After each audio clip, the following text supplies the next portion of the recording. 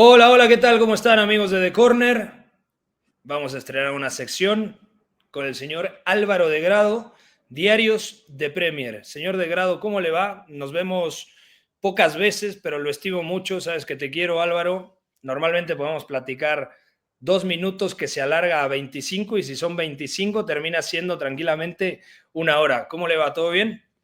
¿Qué pasa? ¿Qué tal? Aquí es de noche y allí es de día. Aquí me toca dormir y allí todavía no, pero hemos encontrado este ratito para... Ya me lo llevabas diciendo desde hace un tiempo que querías, bueno, improvisar o innovar con cosas dentro del podcast y yo estoy encantado de ser la primera voz que entra en este espacio para acompañarte. Sobre todo, Álvaro, por la cercanía que tienes con la Premier League. ¿Mm? Actualmente la comentas en DAZN, en ¿Sí? España, y también viviste mucho tiempo en Inglaterra, en Sí. Manchester, y cubriste al City, estuviste muy cercano, y también un poquito al United. Sí, a ver, yo mi principal motivo por el que soy periodista deportivo todavía es porque estuve 10 años haciendo de corresponsal en Inglaterra. Entonces, después de 10 años viviendo en Manchester, bueno, casi 10, viviendo en Manchester y estando en el día a día de dos clubes muy grandes Uh -huh. dentro del panorama mundial, pues construyes y labras tu carrera y tus contactos y tus, bueno, colaboraciones en distintos medios hasta el día de hoy que afortunadamente, incluso estando en Madrid, de vuelta en mi ciudad, puedo seguir dedicándome a ello, ¿no? Con lo adquirido y con lo aprendido durante todo ese tiempo. Cubrí mucho al City porque era el equipo de la ciudad en la que estaba y también al United. En realidad es que son los dos estadios que más he estado en mi vida, porque un fin de semana era uno y un fin de semana era otro, así durante 9 años, que son muchísimos partidos y para que te hagas una idea, son todos los partidos o todos los años después de Ferguson, que es cuando yo Claro. aterricé en Inglaterra. Ese es el punto concreto que además cambia un poco la historia de la Premier de algún modo, ¿no? Se va Ferguson y a partir de ahí lo que viene después. Pues desde ese momento estuve en Inglaterra, así que también fue como un momento muy, muy clave y muy destacado de lo que ha ido pasando en el fútbol inglés. Aterrizas en 2013 cuando llega Sí, David Moyes. justo. Eh, En 2013 también había ganado la Premier League, la última, Ferguson, después de que un año antes había ganado el City de Mancini, con La de ese gol Agüero. agónico contra el QPR. Esa corresponsalía siempre fue con marcador internacional. Fue la Ok. llegada con marcador internacional, que fue el proyecto que tenía Axel Torres en aquel momento con su programa de radio y luego con su proyecto paralelo, que se llamaba de la misma manera, fue el motivo de mi llegada a Inglaterra. Lo que pasa es que a los 3 años de yo estar allí, los primeros 2 años fue con ellos y con Radio Marca, al tercer año sucede una cosa que futbolísticamente fue un pelotazo, pero laboralmente para los que estábamos allí en Inglaterra fue también como que te tocara la lotería. Y es que en muy pocos meses de diferencia, el Manchester City fichó a Pep Guardiola después de un Uh año sin -huh. trabajo y el Manchester United fichó a José Mourinho, que venían los dos de haber estado en una rivalidad impresionante en Real Madrid y Barcelona. Entonces, claro, eso yo todavía no era consciente, pero a nivel laboral, a los que estábamos allí de corresponsales, nos cambia la vida. O sea, nos cambia la vida, porque todos los medios de comunicación, en nuestro caso de España, y algunos incluso internacionales, sudamericanos o del otro lado del Atlántico, claro, tenían interés en ver qué pasaba con estos dos equipos. La primera vez que se volvían a ver las caras Mourinho y Guardiola después de lo que había pasado. Entonces, bueno, yo tuve que dejar, no obligado, sino porque tuve más opciones para empezar a hacer radio, por ejemplo, con la cadena SER, para empezar a escribir en el diario Marca, para dar un salto hacia adelante en mi carrera profesional. ¿Hasta cuándo escribiste en Marcador Internacional? Te pregunto bastante por Marcador, Te porque es marcó, una ¿eh? Te página, marcó. a mí me encantaba mucho. Había dos páginas hispanas que seguía mucho. Una era Ecos del Balón, otra Sí, era Marcador Internacional, que las dos tenían un sello narrativo, reflexivo, analítico, que a todos los que nos gustaba del otro lado del charco, el fútbol lo conceptualizábamos a partir sobre todo de esas dos páginas y entendiendo quién estaba detrás de Marcador Internacional, una persona a la cual a la fecha admiro bastante como Axel Torres, pues tenía sentido que todo el grupo de redacción fuera claro. gente talentosa, ¿no? También estaba en ese momento Sergio Santomé, ¿no? Estaba David Fer, estaba, Carlos recuérdame algo, Rosendo. Rosende también estaba, que actualmente trabaja en algún club gallego. Ahora en una agencia, está trabajando en Ah, clubes, ahora está vale. en una agencia. Estaba Guillermo Valverde, que ahora también está en clubes, Guille. de ojeador. Ujú. Sí, una generación, Tomás Martínez, que también está en clubes ahora mismo. Un crack total, Tomás Martínez, me acuerdo, sí, sí. Sí, sí, sí, vamos, a mí me Y alegra mucho que jóvenes. éramos, yo de hecho era de los menos jóvenes, porque ellos, les saco 2 o 3 años a la mayoría de ellos, pero éramos muy jóvenes en ese momento. Hace 13 años éramos muy jóvenes, ahora ya no tanto. Pero me alegra mucho que digas esto porque, jolín, yo lo recuerdo con la nostalgia de mirar hacia atrás y de decir qué felices éramos y qué fácil era todo para trabajar en un sitio así, porque hacíamos lo que más nos gustaba sin tener ningún tipo de... El guía lo teníamos, pero no teníamos el freno de no hagas esto, que esto no nos va a dar, o que esto tal, o mejor tal.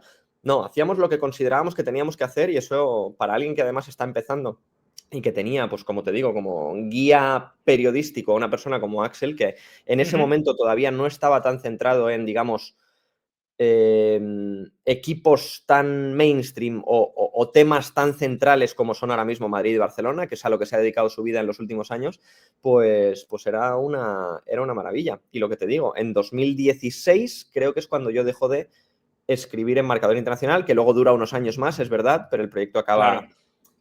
acaba muriendo o apagándose, mejor dicho, pero cada vez que voy o alguien me recuerda de Marcador Internacional, digo, Ujú. jolín, de verdad supuso algo para gente durante unos cuantos años, en el caso este tuyo que me estás mencionando, pero es algo que todavía la gente te menciona y dice, no, yo me acordaba mucho porque yo leía los artículos de Marcador Internacional y es una sensación muy guay, de que durante un tiempo estuvimos muy acompañados por mucha gente. Sobre todo me gustaba el formato de, yo acá en México, sobre todo en el 9 y medio, que funcionó mucho, Ujú. en Eurocopas, en Mundiales, el famoso cronálisis, que era la mezcla entre una Sí, crónica, sí. pero con apuntes, con detallitos tácticos, que yo creo que le daban mucho más sentido a una historia general. Y creo que eran el único medio que lo hacían en habla hispana, por ahí 2014, Sí, hablando, por bueno, ejemplo, de Champions. a mí me parece que es el contenido más atractivo para leer. O sea, porque para leer, a mí que un futbolista haya chutado al palo en el minuto 65 es un Ujú. dato que me da poco valor. O sea, a mí lo que me interesa es la reflexión o la conclusión o la explicación de lo que está sucediendo, el contexto en el que está sucediendo.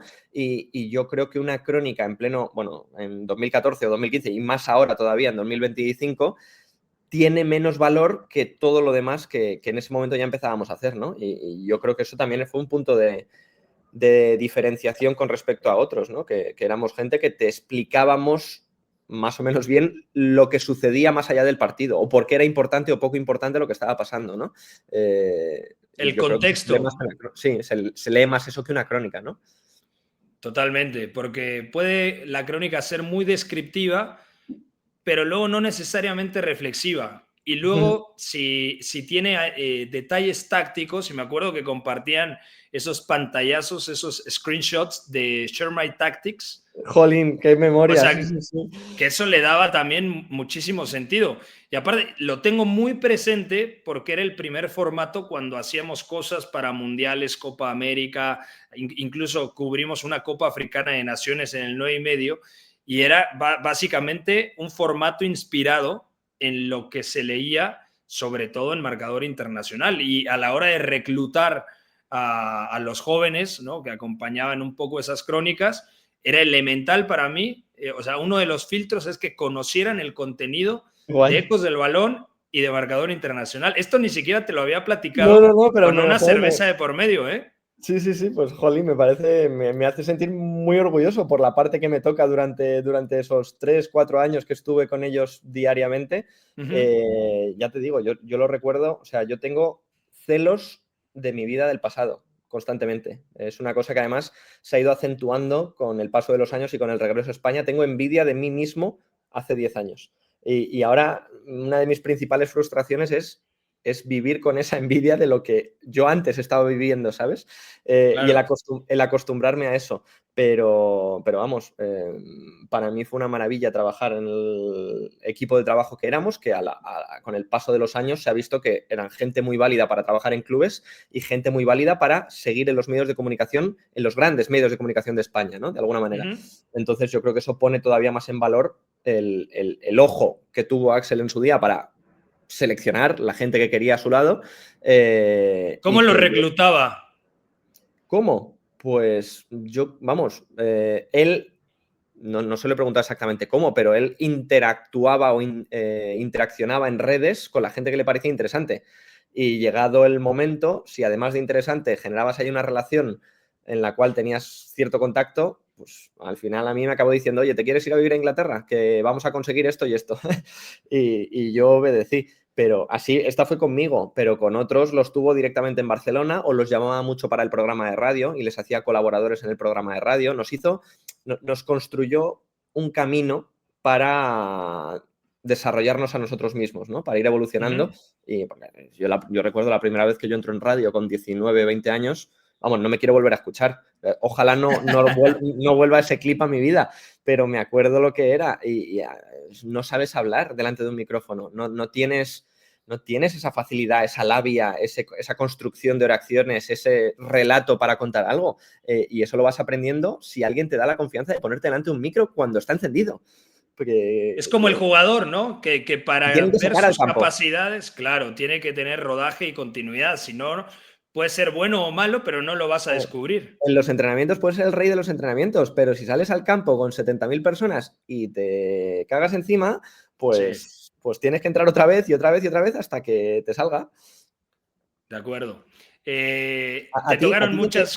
¿Quién te dio a ti la oportunidad? Yo no lo sé. A mí me dio la oportunidad un ícono acá que se llama Javier Alarcón, Ajá. que era el director de Televisa. ¿Te suena mucho lo de Televisa? Sí.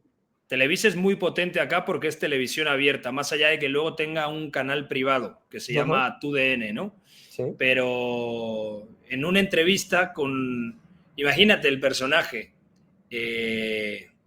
estaba Eriksson como entrenador de la selección mexicana, Sven-Goran Eriksson. Sí, sí.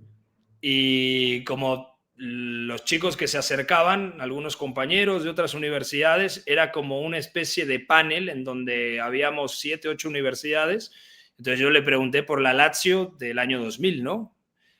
Y entonces como que el tipo me contestó, pero en lugar de darme 2 minutos, me acaparó y me dio una respuesta como de 10 minutos hablando de la Lazio del año 2000, ¿no? Y como que eso le sorprendió a Javier Alarcón y dijo, ¿Quién bueno, es este chaval?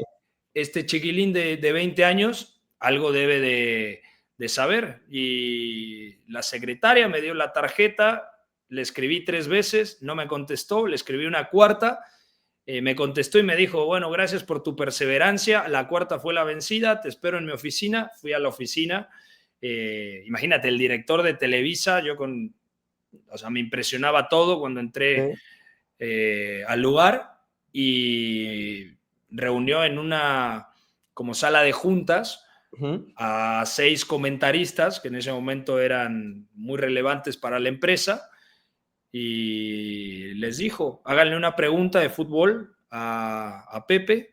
Tía, qué presión. Y respondí las 6 y igual pude equivocarme, pero tuve la suerte de que lo que me preguntaron también lo respondí, ¿no? Pero típico de cultura general futbolística, ¿no? No sé, de quién ganó el Mundial en España 1982, ¿no? Y entonces, pues cosas que para nosotros igual y son básicas, pero porque lo sabemos, porque somos apasionados y nos encanta. Eso, Y me dijo, vas al aire. O sea, pero vas al aire en televisión. Ya, Televisión abierta. Me escribió toda la universidad. Una exposición Una muy alta. locura. Sí, sí.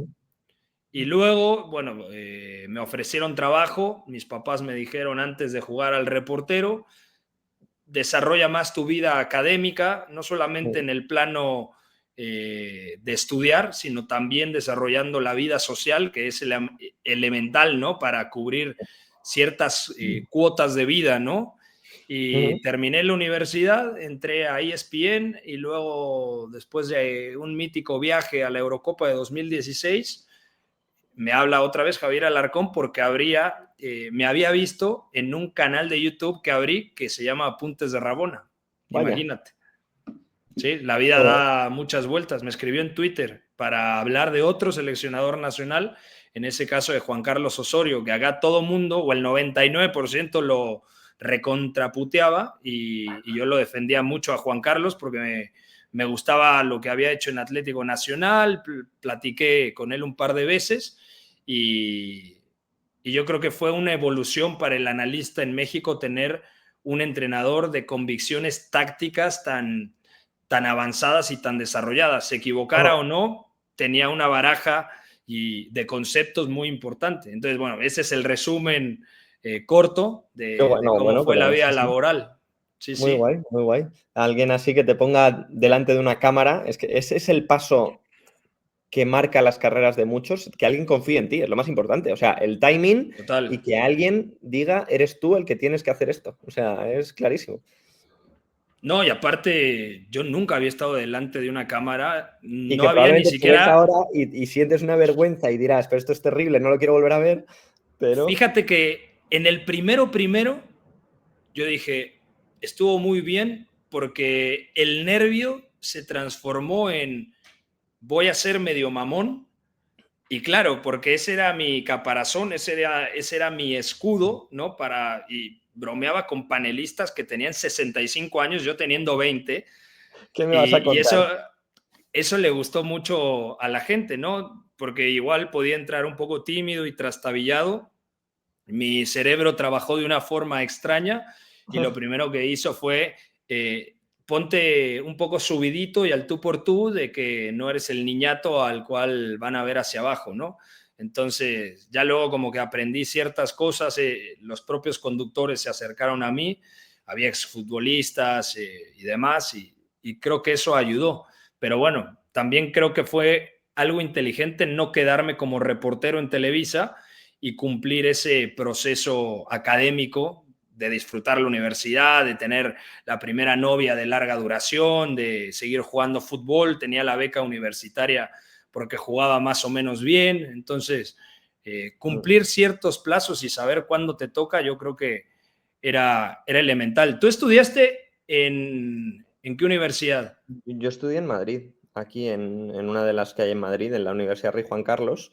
Hice Vale, vale. los años de carrera, lo que pasa es que yo me fui al extranjero. Lo que tú dices de evolucionar personalmente y madurar y tener experiencias y demás, yo lo hice prácticamente cuando me fui a vivir a otro país, que ahí es lo que tú estás diciendo, pero multiplicado por varias veces, porque estás completamente solo en otro idioma, en otra cultura, y bueno, es otra vida que empieza de cero en ese momento. Entonces, a mí me cambia mucho la personalidad cuando me voy a vivir solo al extranjero, me convierto en alguien mucho más abierto. Yo siempre he sido, o siempre me han dicho que he sido muy tímido y ahora no me considero para nada tímido, por ejemplo, en función de esa experiencia. Y yo creo que a partir de vivir en el extranjero también, bueno, aprendes a ejercer la profesión, pero no al ponerte delante del micro, sino al saber explicar las cosas, al cómo afrontarlas, al cómo intentar conseguirlas o cómo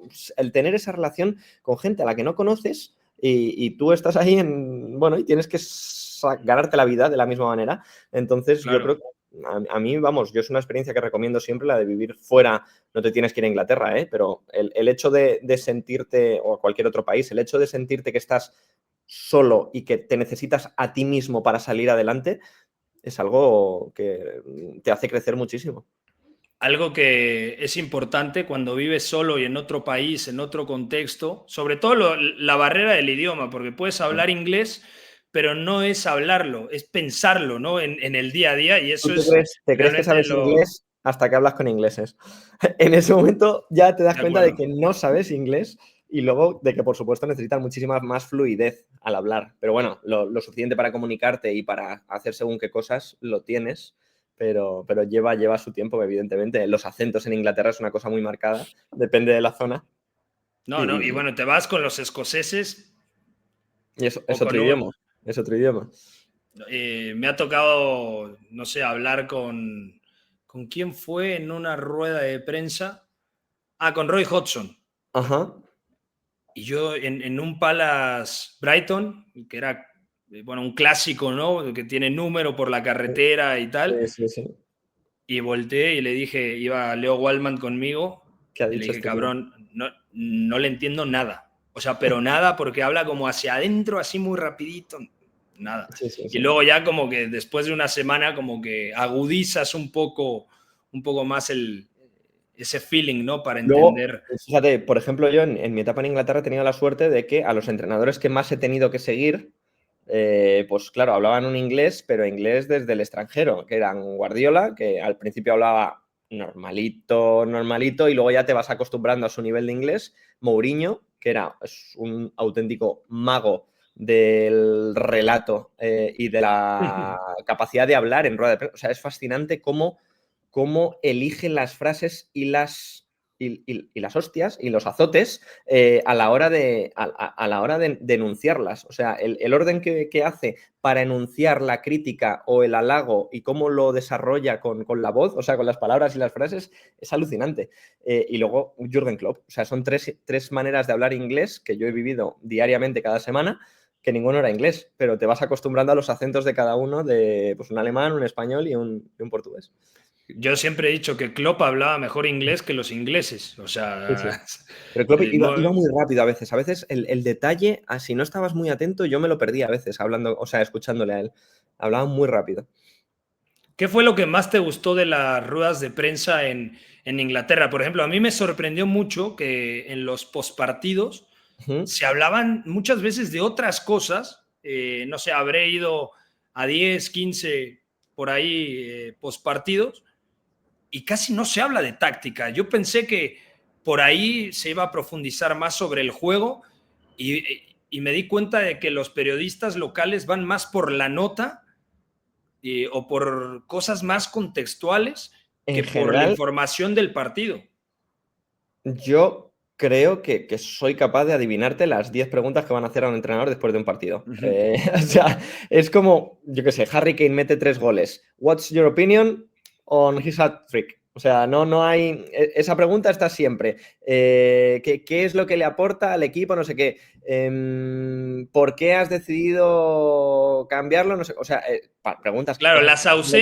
ausencias, las lesiones y los cambios son sus Sí, favoritas. sí, pero el tema futbolístico tampoco depende de qué periodista o en qué país, no te creas que prima en una rueda de prensa. Yo creo que es una cosa bastante excepcional, ¿no? No hay muchísimas preguntas en cuanto al. Bueno, el estilo de juego a veces sí, depende del entrenador, pero no de qué ha pasado en el partido para qué tal, Eso. ¿no? Sí, sí. O sea, el estilo de juego sí, pues no, sí, me gusta tener el balón, atacar rápido, no sé qué, eso te lo puede contestar un entrenador. Pero, ¿por qué ha tomado esa decisión para hacer tal y por qué ha cambiado ese jugador de banda o por, no sé, cosas así más concretas? Creo que no se preguntan tan a menudo. De acuerdo. ¿Cuál ha sido el mejor equipo que has visto en Inglaterra presencial? O sea, de lo que te acuerdes, gusto personal, porque todavía te tocó la estela final de la era de Wenger, por ejemplo, que todo lo que representaba para el Arsenal, que era importantísimo. Te tocó Pellegrini en el Manchester City, que gana también una liga 2014 y 2016 es semifinalista de Copa de Europa. Obviamente lo de Guardiola, que te tocó todo ese proceso, ¿no? Evolutivo del primer Guardiola que la 16-17 les va mal y los echa el Mónaco en Champions. Lo mismo un poco con Klopp, ¿no? Que toma un equipo y Sí. luego lo transforma. A ver, creo que he tenido la suerte de ver a dos de los mejores equipos de los últimos 20 años en directo muchas veces, que son el City de Guardiola y el Liverpool de Klopp, que han competido por las mejores premios que han visto en mis ojos desde que sigo la competición. O sea, las 3 ligas que van del 18 al 20, 17-18, 18-19 y 19-20, son, bueno, incluso si me apuras, la de 21-22, que es luego la de Claro. ya post-COVID, que van a la última jornada y demás. O sea, son 4 Liverpool ligas. finalista de Champions, además. Ese año, que la 21-22, que la gana el City en la última jornada, pero el Liverpool llega a todas las finales, o sea, juega todos los partidos posibles de la temporada, que es una cosa increíble. O sea, llega con opciones de todo, lo que pasa es que pierde la Premier y pierde la final de la Champions, gana las dos copas. Pero Contra el el haber Chelsea, vivido, ¿no? ¿eh? Gana Gana las dos dos copas copas al ante Chelsea, Chelsea. sí. Sí. Sí, y pierde la final de la Champions contra el Madrid. Pero haber vivido esos dos equipos, o sea, a ver, te diría yo con el que más he disfrutado porque a mí me gusta el Liverpool de siempre. O sea, a mí ver a ese Liverpool de Klopp, esa unión que había entre el club, el entrenador, el estilo de juego, la propia ciudad de Liverpool, lo que ha sido ese gigante durante muchos años que era un club roto y cómo se reconstruyó en tan poco tiempo, para mí fue fascinante. O sea, el año de la Champions del Liverpool 19, las remontadas en Anfield, la del Barcelona, es el mejor partido que yo he estado en mi vida. O sea, ese día Totalmente. siempre lo pondré en el top 1 de mi vida en un estadio, el 4-0 al Barcelona, pero 2 años antes tiene una remontada contra el Dortmund en el último minuto y otra goleada al Villarreal en semifinales de Europa League que son increíbles.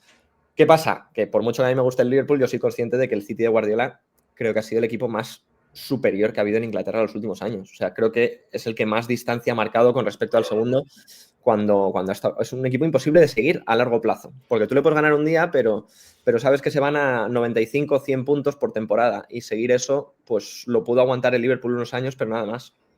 No, y al final el City, algo que me parece dato contundente, como dicen, un facto brutal, el United de Ferguson ganó mucho, pero nunca ganó 4 seguidas como sí lo consiguió el City, y además en una época muy dura donde Liverpool estaba ahí a tope, entonces ganar 4 seguidas. Es la gran dinastía, 4-2 seguidas, pero ganando 6 en total. O sea, Claro.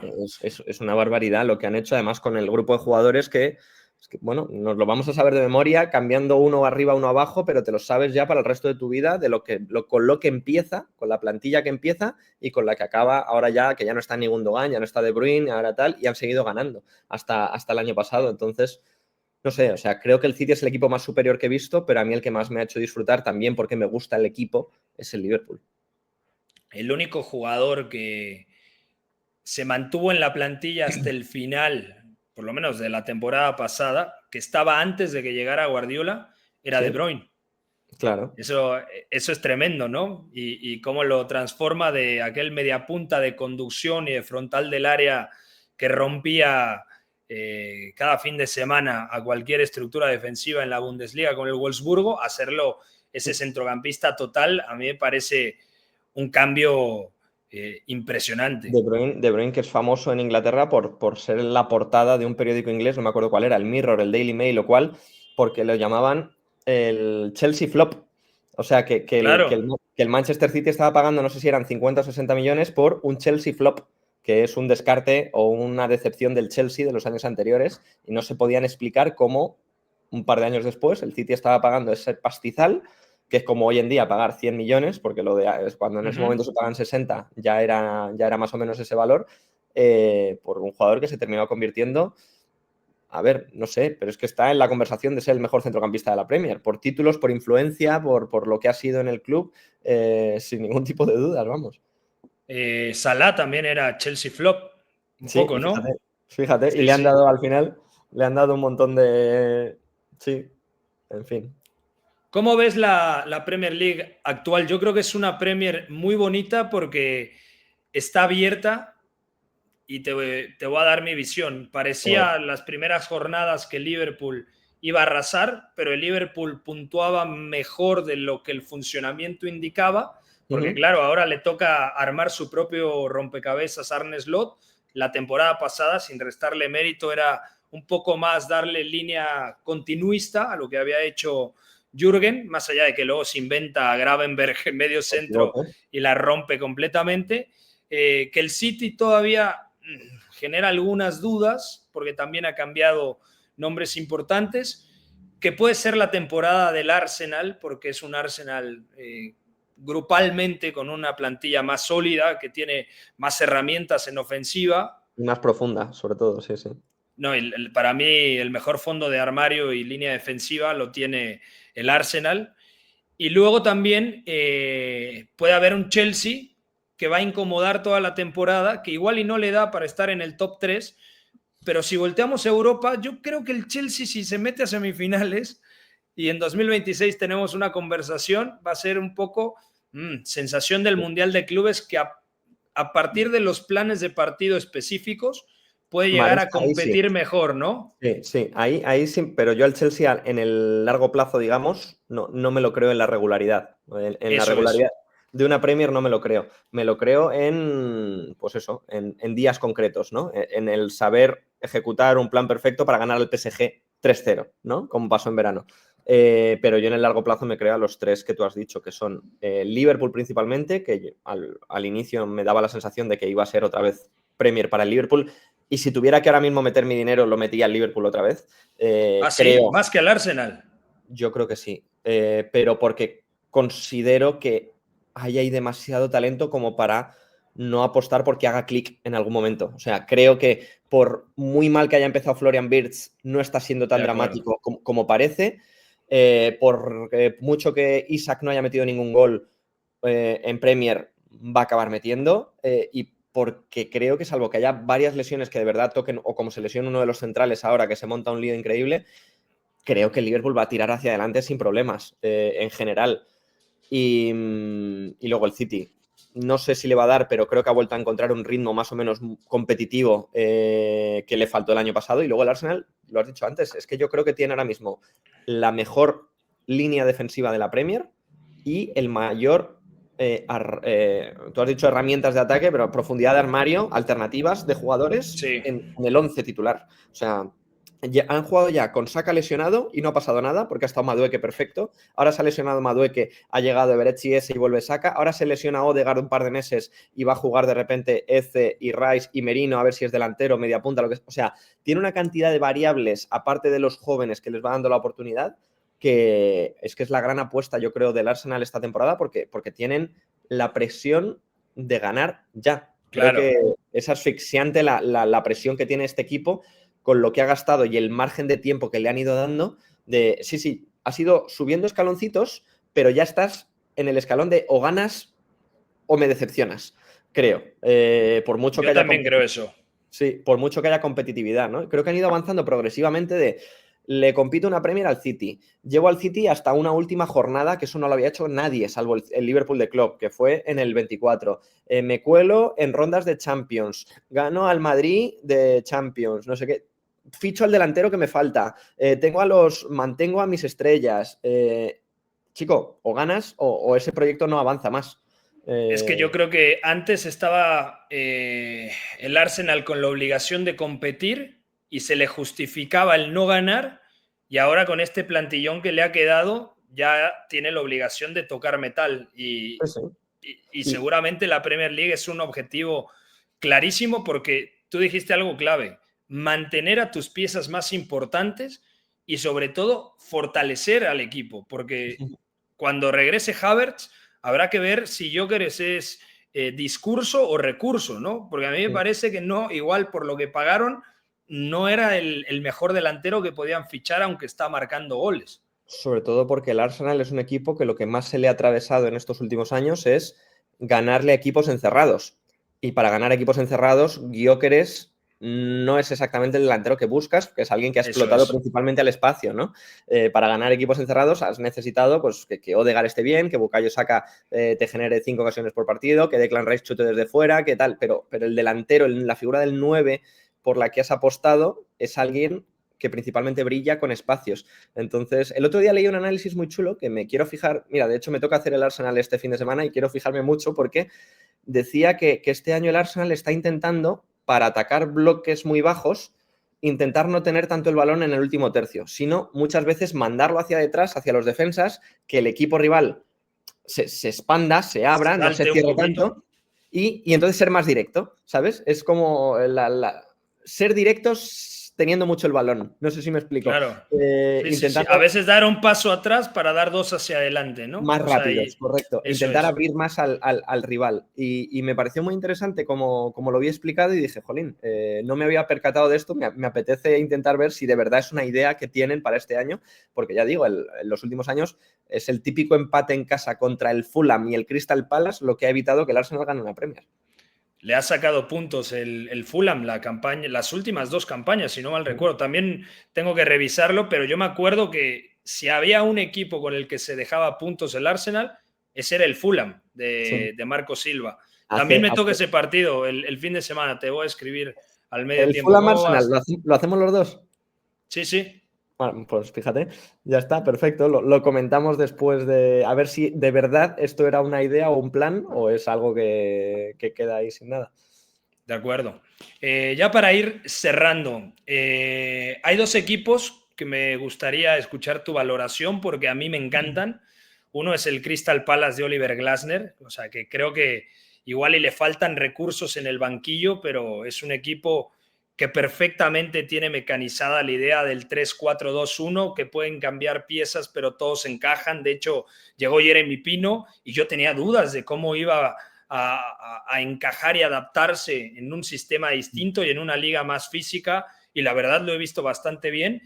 Y hablando de físico, hay otro entrenador español, Iraola. Andoni Iraola, que me parece brutal porque es un equipo de autor a partir de la presión, a partir de cómo aprieta, a partir de ese 4-2-3-1 muy vertical que tiene a Semeño, que a mí me parece va a ser el siguiente bombazo del Big Six. O sea, está cantado que a Semeño se lo lleva, no sé, el Manchester United de turno y que paga O el muchísimo Liverpool, ¿eh? A dinero. mí no sé por qué me está dando últimamente que el Liverpool se puede meter ahí. Puede ser, sí, Que sí. Y la- aparte, con Salah a la baja, que eso sí. también es un melón que algún día vamos a abrir, porque Salah puede seguir generando cifras, pero yo creo que su rendimiento va a ser más cuantitativo que cualitativo. Sí, sí, y que impacta en el resto del equipo también, porque es alguien que, pues, que no defiende, digamos, y que si deja de producir, acaba costándole cosas al equipo.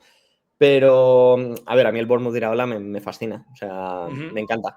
Es un estilo que me atrae muchísimo, que creo que verlo es muy guay para el espectador, muy bonito, porque no necesitas el balón mucho tiempo para ser muy bueno jugando al fútbol. Eso. Y eso a veces es adictivo verlo, ¿no? Porque cómo presionan y la intensidad que tienen y la capacidad que tienen para ir detrás del balón y en cuanto lo recuperan, ir volando hacia la portería rival, es un fútbol de ritmo y de intensidad. En la primera jornada contra el Liverpool palman, pero es una sensación de aquí van a hacer un destrozo increíble.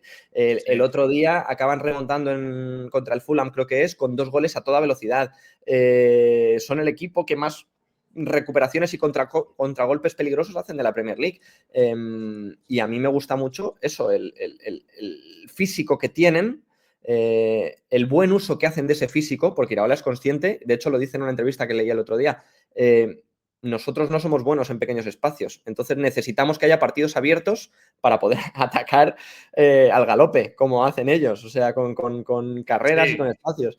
Bueno, Y Semeño, Tavernier, Kluivert, o sea, Kluivert, sí, sí, sí, sí. son, Y son bueno, el jugadores año que pasado vuelan. los laterales, o sea, tener a Kerkez el año pasado, Truffert este año que está muy Uh bien, -huh. es una maravilla. Y luego tiene un punto a favor el Bournemouth, y es que si tú miras, no sé cómo quedó el año pasado, octavo, noveno, si miras los 8 que hay por encima de ellos, juegan Champions todos, o sea, incluyendo el Claro. Forest, el Crystal Palace y por supuesto todos los de los buenos, digamos.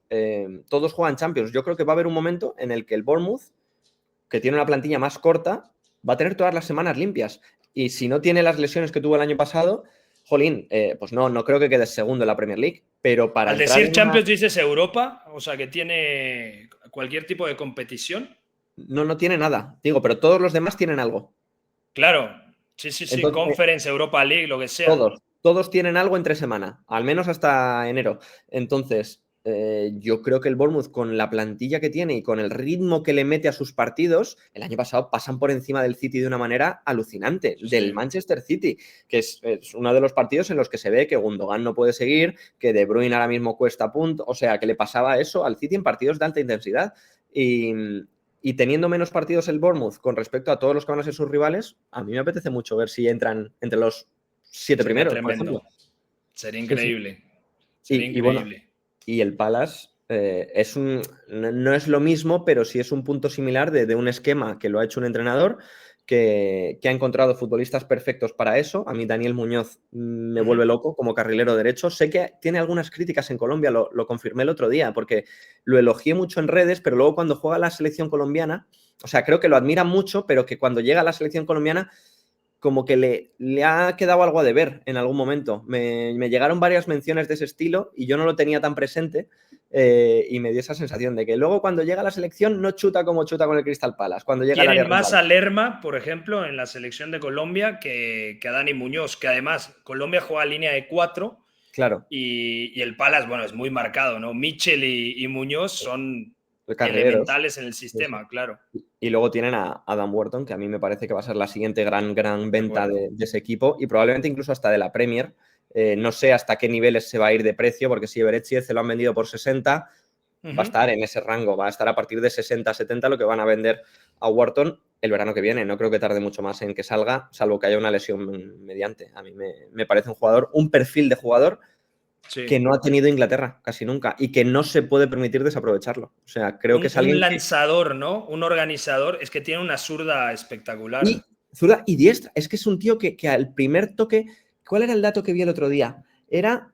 ¿Cómo era? Era como el que menos tiempo tenía el balón de los que más pases daban. Algo así era. Okay. Como que mira muy bien a su alrededor y ejecuta rapidísimo. Entonces rompe líneas Sí. con mucha facilidad, con la izquierda, con la derecha, y que a nivel, en contexto selección inglesa, o sea, no hay una pieza más buena para poner a tu Declan Rice, a tu Jude Bellingham y a tu Cole Palmer a destrozar defensas. O sea, no hay nadie mejor que ese.